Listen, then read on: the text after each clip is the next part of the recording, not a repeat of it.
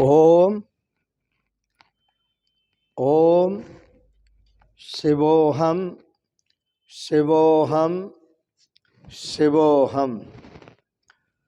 ओम सच्चिदानंद रूपाय विश्वोत्पत्त्यादिहेतवे तापत्रय विनाशाय श्री कृष्णाय वयं नमः। श्री कृष्णाय वयं नमः। श्री कृष्णाय वयं नमः। ओम सच्चिदानंद रूपाय विश्व ओम अखंडानंद बोधाय शिष्य संतापहारिणे सच्चिदानंद रूपाय तस्मै श्री गुरवे नमः। तस्मै श्री गुरवे नमः। तस्मै श्री गुरवे नमः। ओम कृष्णाय वासुदेवाय हरये परमात्मने प्रणतः क्लेशनाशाय गोविंदाय नमो नमः। गोविंदाय नमो नमः। ओम नमो भगवते वासुदेवाय। ओम नमो भगवते वासुदेवाय। ओम नमो भगवते वासुदेवाय। ओम। पूर्व प्रसंग में आप 10वें स्कंद की श्रीमद् भागवत की कथा श्रवण कर रहे थे। 10वें स्कंद में श्री सुखदेव जी सावधान करते हुए कहते हैं, राजन, यह 10वां स्कंद निरोध लीला का स्कंद है।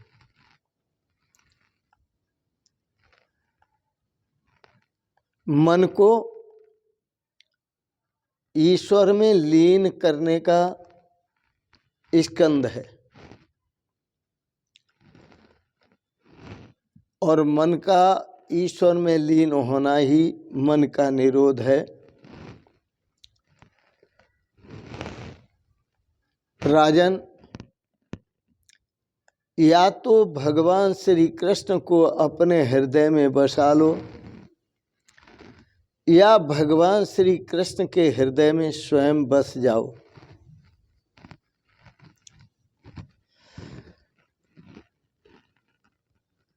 भगवान श्री कृष्ण को अपने हृदय में बसा लोगे तो भी मन का निरोध हो जाएगा और भगवान श्री कृष्ण के हृदय में बस जाओगे तो भी मन का निरोध हो जाएगा। राजन, यह मन का निरोध ही मुक्ति है।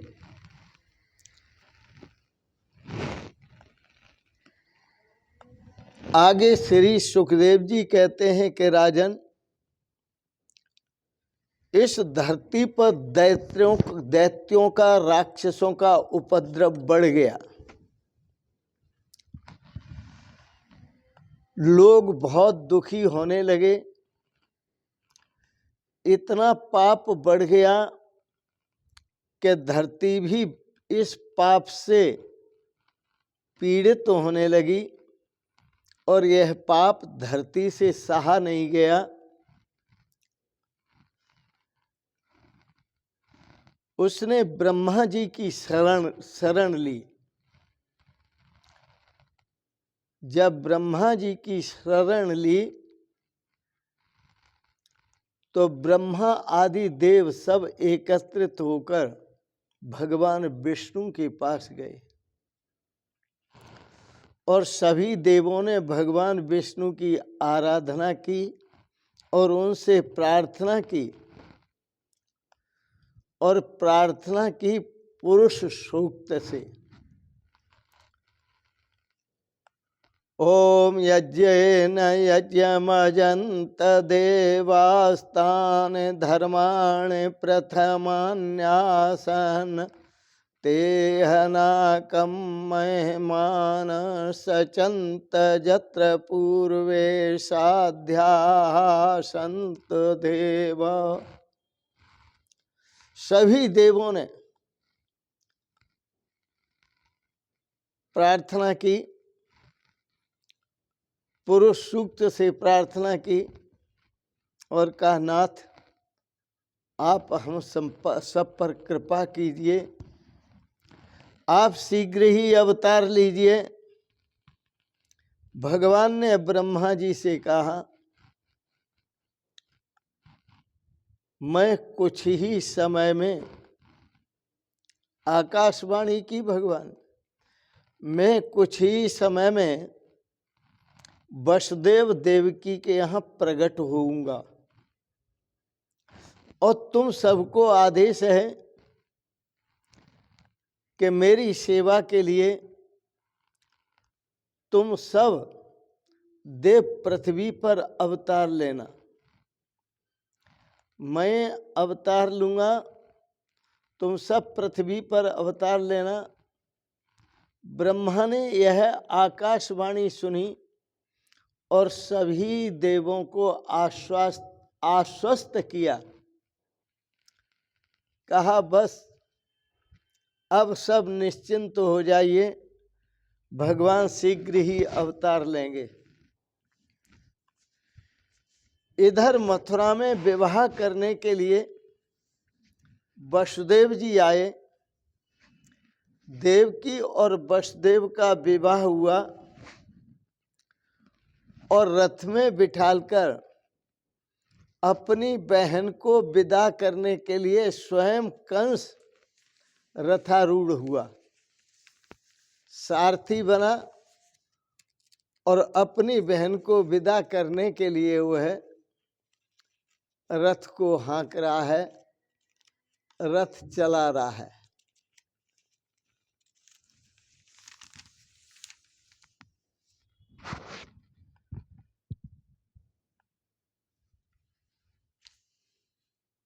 जब वह रथ चला रहा था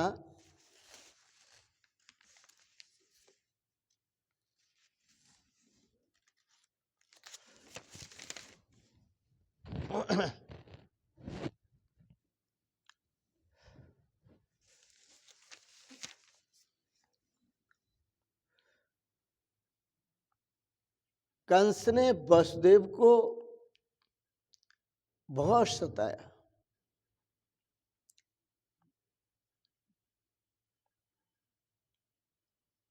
और यह सब देव विचार करने लगे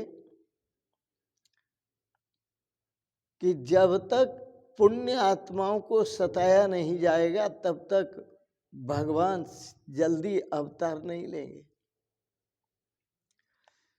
भगवान के शीघ्र अवतार के लिए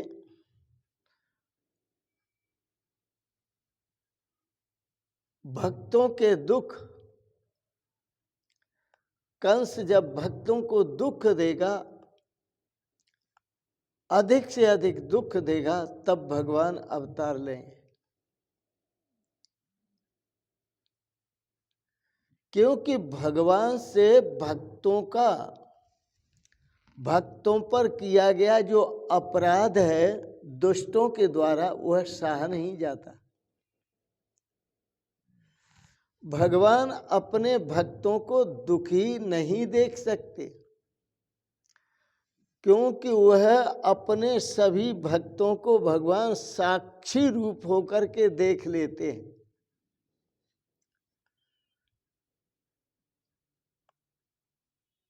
और सह भी लेते हैं। किंतु पुण्यशाली का, जो परम पुण्यशाली है, जब उसको दुख मिलता है तो वो भगवान से सहा नहीं जाता। देवकी और वसुदेव यद्यपि गृहस्थ आश्रम में हैं, लेकिन परम तपस्वी हैं। इतनी कठोर तपस्या करने वाले हैं कि ऋषि महर्षि भी इतनी कठोर तपस्या नहीं करते। वो परम पुण्य आत्मा है। आकाशवाणी सुनाई दी, हे कंस, जिस देवकी को तू विदा करने जा रहा है रथारूढ़ होकर, रथ पर बैठकर, इसकी जो 8वीं संतान होगी वह तेरी हत्या कर देगी, वह हत्या करने वाली होगी। कंस ने यह आकाशवाणी सुनी तो तलवार लेकर देवकी की हत्या करने के लिए आगे आया। न होगा बांस न बनेगी बांसुरी। जब देवकी ही नहीं होगी तो न 1 संतान होगी न 8 संतान होगी। जैसे तलवार लेकर आगे आया, वसुदेव जी ने कंस को सुंदर उपदेश दिया। वसुदेव समझाने लगे, कंस, संसार में जो आया है वह जाएगा, कोई भी यहां सदा रहने वाला नहीं है। जिसका जन्म हुआ है वो मरेगा, उसकी मृत्यु निश्चित है। जिसका जन्म ध्रुव है उसकी मृत्यु भी ध्रुव है।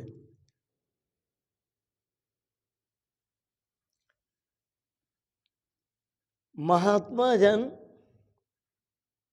साधु जन, ज्ञानी जन वो अपनी मृत्यु को टालने का कभी उपाय नहीं करते। मृत्यु से बचने का या मृत्यु को टालने का कभी उपाय नहीं करते हैं। महात्मा जन, साधु जन, सज्जन पुरुष तो अपनी मृत्यु को सुधारने का प्रयत्न करते हैं।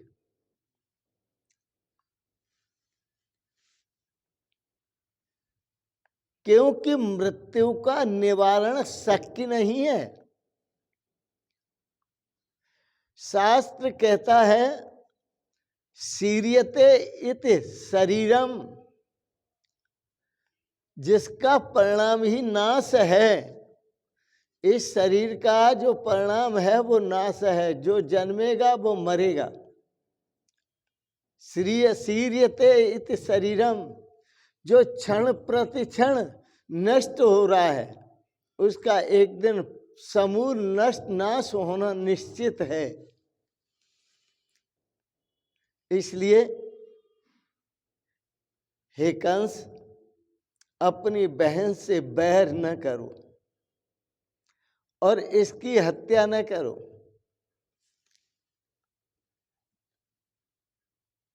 मानव को बैर और सुख, बैर की वासना और सुख की जो वासना है वह मानव को भ्रष्ट बना देती है। इसलिए बैर वासना से भी डरना चाहिए और सुख की वासना से भी डरना चाहिए। राजन, बैर और वासना का त्याग करो। जो साधक बैर और वासना का त्याग करके प्रभु का स्मरण करता है, भगवान का स्मरण करता है, उसकी मृत्यु सुधरती है, उसका जीवन सुधरता है। तो देवकी की हत्या करने से तुम अमर नहीं हो सकते। तुम अपनी मृत्यु का कारण देवकी को न समझो।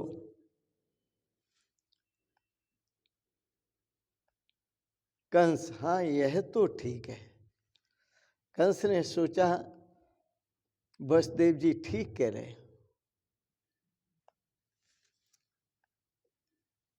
वसुदेव जी ने कहा, हाँ एक काम कर सकता हूं। कंस को कहा कि कंस, तुम आश्वस्त रहो, विश्वास करो कि देवकी की जितनी भी संतानें होंगी वो मैं सभी संतानें तुम्हारे हवाले करता रहूंगा। कोई भी संतान नहीं रखूंगा अलग, हर संतान को तुम्हें सौंपता रहूंगा। कंस ने भी सोचा यह तो ठीक है, बढ़िया बात कही। स्त्री की हत्या के पाप से तो कम से कम बचूंगा।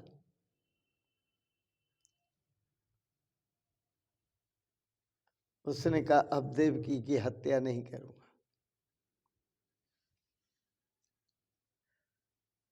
वसुदेव हैं, इनका जो स्वरूप है वो विशुद्ध चित्त स्वरूप है। वसुदेव जी विशुद्ध चित्त स्वरूप है और देवकी जो है वो निष्काम बुद्धि है, जिसका चित्त बैर वासना से मुक्त होता है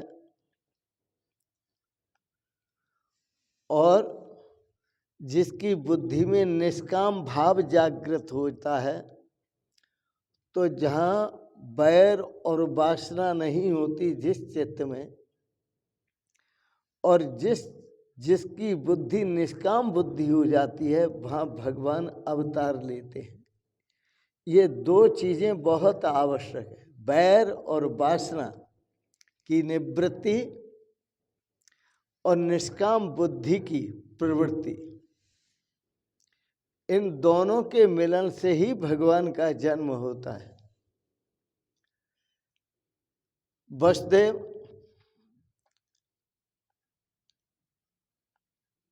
वसुदेव और देवकी दोनों ही घर आए। प्रथम बालक का जन्म हुआ। वसुदेव ने उस बालक को कंस को जाकर सौंप दिया। कंस का हृदय पिघला। बालक को मारने से मुझे कोई लाभ नहीं होगा, विचार आया कंस के मन में। बालक को मारने से कोई लाभ नहीं होगा। क्यों कि न पहला बालक मेरा काल है, न दूसरा, न तीसरा, न चौथा, न पांचवा, न छठा, न सातवां। मेरा जो काल है वो तो 8वां है। तो इन छोटे छोटे बालकों को मारने से मैं क्यों पाप का भागी बनूं। वसुदेव जी को कहा इसको ले जाओ, लेकिन जब 8वां बालक हो, उस 8वें बालक को मुझे वापस लौटा देना, मुझे दे देना।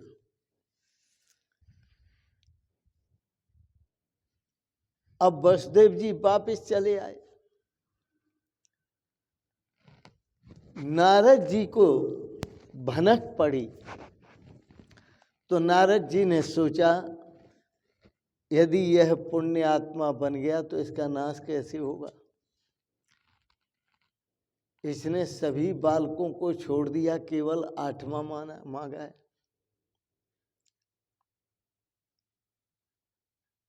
जब इसके कंस की पाप की वृद्धि होगी तभी तो नाश होगा इसका, और यदि पाप की वृद्धि नहीं होती तो नाश भी नहीं होगा इसका। जब नारद जी ने ऐसा सोचा और सोच करके विचार करके, कंस की मृत्यु तो तभी हो सकती है जब इसका पाप बढ़ेगा। तो पाप कैसे बढ़ेगा, यह पाप नहीं करेगा तो पाप कैसे बढ़ेगा, और पाप नहीं बढ़ेगा तो भगवान इसको मारने के लिए अवतार क्यों लेंगे। इसलिए भगवान का अवतार होना बहुत जरूरी है, और कंस का पाप करना, अत्याचार करना बहुत जरूरी है। क्योंकि पाप न करने वाले को भगवान मारते नहीं हैं। भगवान वैसे तो पाप करने वाले को भी नहीं मारते। भगवान न किसी को बचाते हैं न किसी को मारते हैं।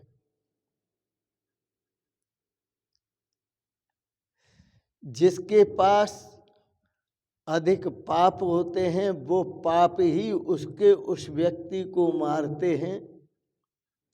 जिसके पास अधिक पुण्य होते हैं वह पुण्य ही व्यक्ति को बचाते हैं। रावण किसी को मारता नहीं हत्यारा राम। रामन किसी को मारता नहीं हत्यारा राम। अपने आप मर जाते हैं कर कर खोटे काम। राम किसी को नहीं मारते, राम हत्यारे नहीं है। मनुष्य खोटे जो काम करता है उन खोटे कामों के कारण ही वह उसके खोटे कामों से समाप्त कर देते हैं।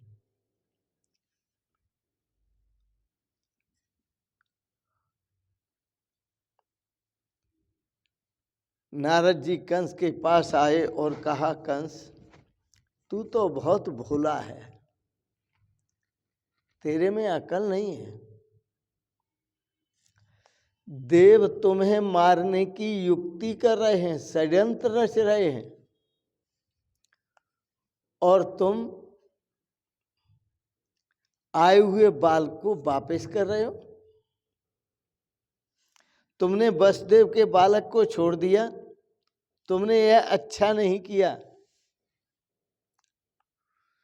नारद जी ने गोलाकार में एक गोला खींचा और कहा, देखो 8 बालक, 8वां तुम्हारी हत्या करेगा।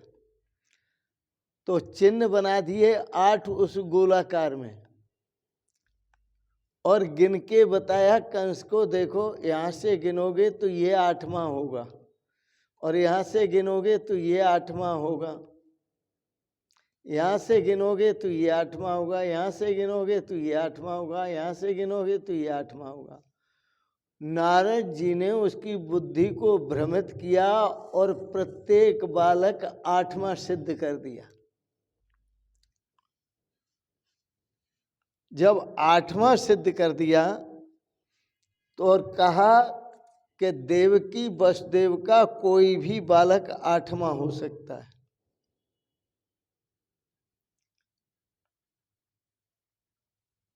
और कोई भी 8वां माना जाएगा। ये नहीं कि अंतिम में जो जन्मे वही 8वां है। कंस बोला, तो क्या मैं देवकी के सभी बालकों की हत्या कर दूं?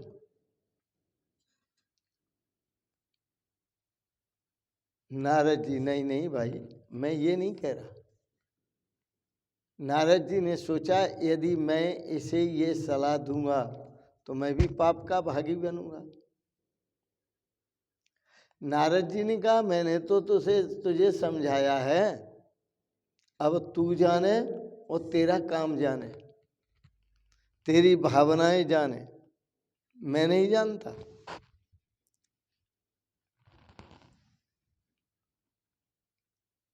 और जब ऐसा कहा तो ऐसा कह करके,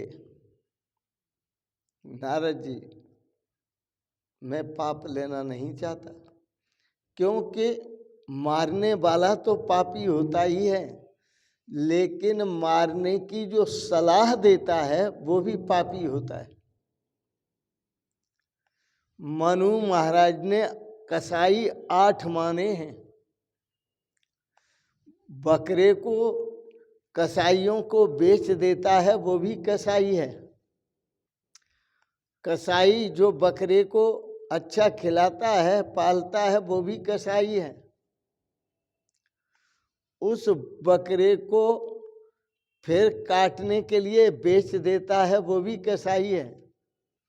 जो बकरे को काटने के लिए खरीदा जिसने और वो बकरा काटता है वो भी कसाई है। जो लोग मांसाहारी होते हैं, मांस की चेष्टा करते हैं और उनको कहते हैं कि भाई हमने मांस खरीदना है, खाना है, तो वो भी कसाई हैं।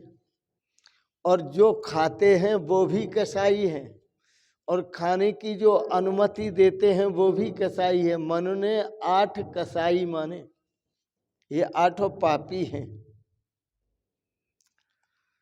तो पापी 8 प्रकार के होते हैं। नारद जी ने सोचा, मैं किसी प्रकार का पापी बनना नहीं चाहता, मैं तो तुम्हें सावधान करने आया हूं, अब तुम्हें जो ठीक लगे वो करो। नारद जी बोले अब जो तुम्हें ठीक लगे वो करो, जो तुम्हें उचित लगे वो करना। और नारद जी अपनी वीणा पर स्वर भरते हुए श्रीमन नारायण नारायण नारायण देवलोक को चले गए। नारायण का कीर्तन करते हुए देवलोक को चले गए। आप भी बड़े प्रेम और श्रद्धा से भगवान का नाम संकीर्तन करें।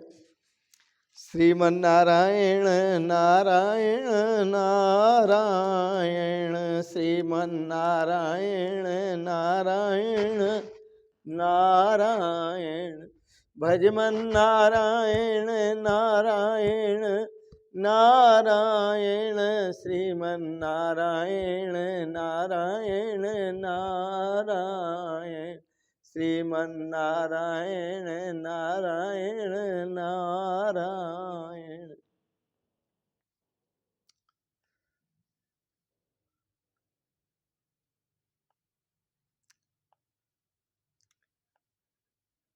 नारद जी खुद तो चले गए, पर नारद जी ने कंस की हत्या जल्दी हो, कंस का नाश जल्दी हो, इसके लिए उल्टा सीधा पढ़ा दिया। कंस ने देवकी वसुदेव को पहले कारागार में डाला, बंद कर दिया। उनका कोई अपराध नहीं है, देवकी और वसुदेव का कोई अपराध नहीं है। कारागार में डाला सो तो डाला ही, बल्कि उनके हाथ पांव भी बांध दिए। और हाथ पांव बांध करके उन्होंने मान लिया कि शायद देवकी वसुदेव ने मान लिया कि शायद ईश्वर को यही पसंद है, ईश्वर की इच्छा यही इच्छा है। कहा अच्छा भगवान तेरी मर्जी, यह भी भगवान की मेरे ऊपर कृपा है। और ऐसा सोचते हुए भगवान का नाम स्मरण करने लगे और सोचा अच्छा है अब यहाँ कोई भी नहीं है। देवकी वसुदेव सोचते हैं कि एकांत वास मिला है, और भगवान का जो स्मरण है वह तो एकांत वास में ही होता है। अब मुझे निरंतर भगवान का स्मरण करना चाहिए।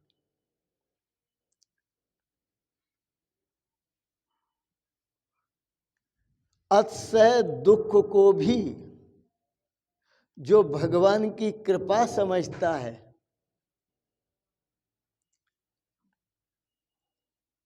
अतिशय दुख को भी जो भगवान की कृपा समझता है, वही सज्जन है, वही साधु पुरुष है, वही भक्त पुरुष है,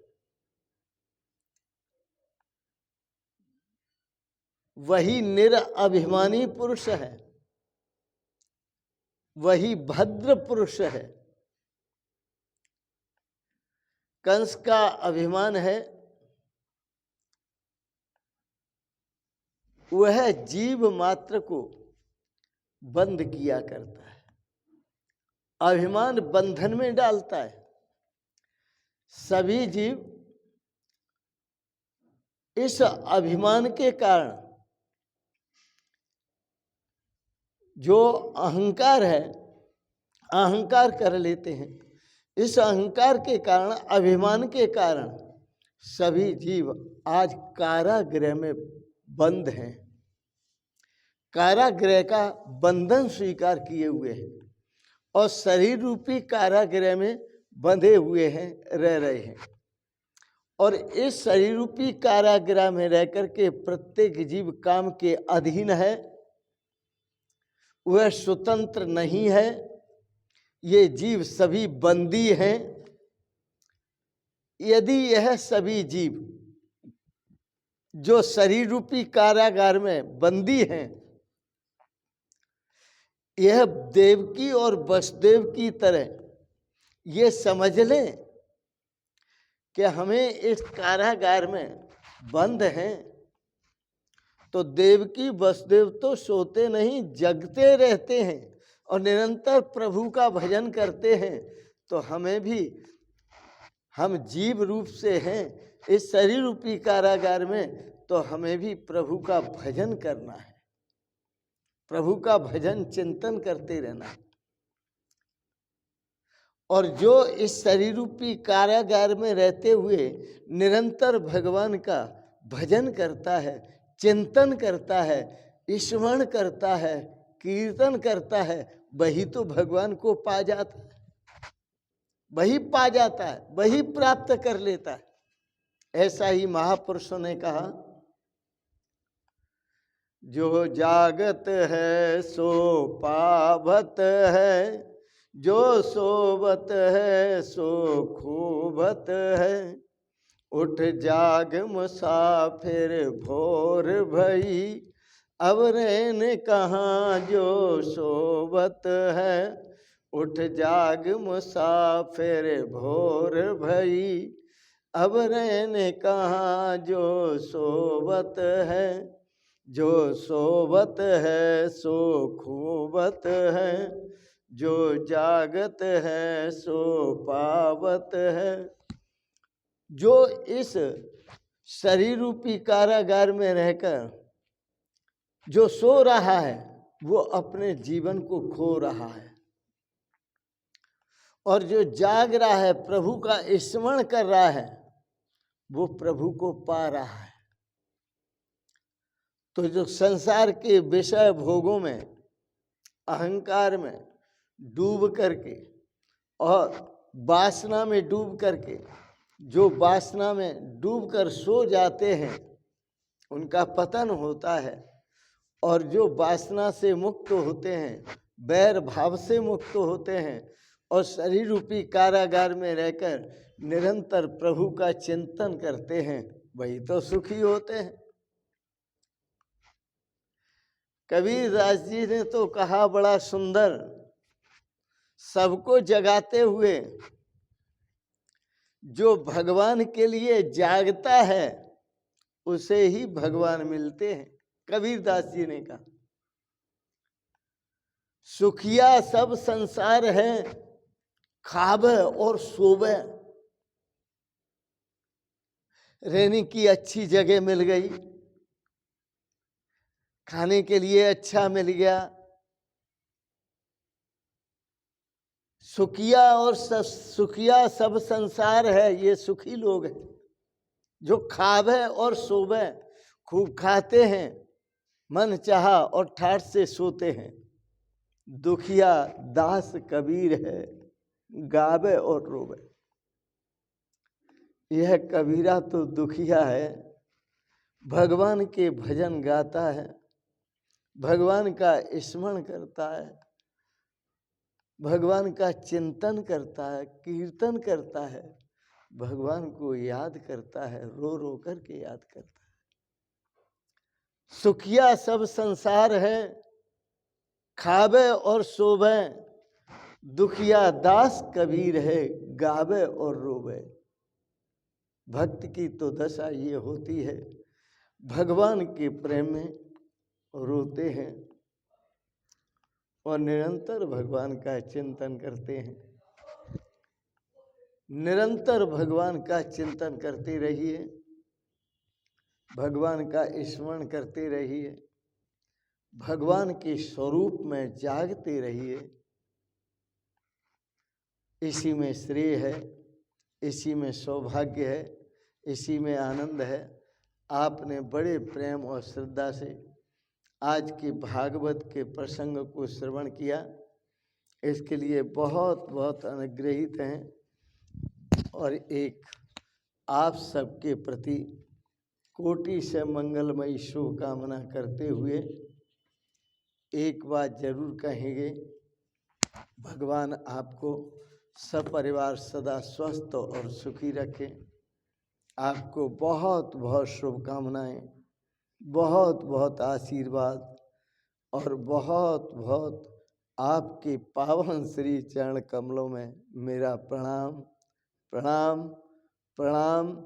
शिवोहम शिवोहम शिवोहम।